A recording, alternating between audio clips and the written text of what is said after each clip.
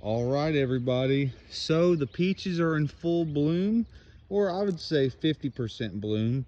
The only problem is I've only seen 3 bees in my yard between today and yesterday. So in order to make sure these get pollinated, we're gonna help them along. I'm gonna take a little brush here, and what we're gonna do is we're just gonna go to the flowers, and we're just gonna gently brush, knocking some of that pollen down.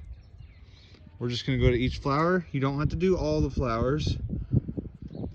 So peaches are self-pollinating in the fact that they do not require a second variety, but the pollen still has to get down into it and fertilize it. So I'm just trying to disturb a little bit. I don't need to worry about going from variety to variety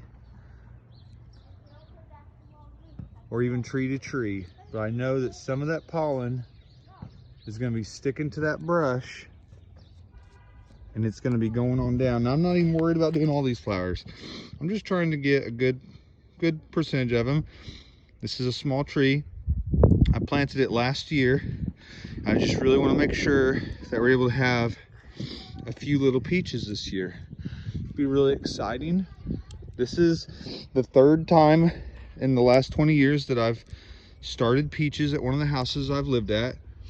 The last place we lived at, I had 15 acres in Stewart, Illinois. I called it Clark's Berry Farm. We had blackberries, peaches, and cherries, as well as apples planted. I also had asparagus, and we sold these things at the farmer's market. The person I sold it to currently sells, and he actually has his own YouTube channel called Farm Jokester, where he still sells his blackberries and he sells the peaches. I planted about 65 peach trees there. I'm not sure how many he still has, but you might want to check him out on YouTube, Facebook.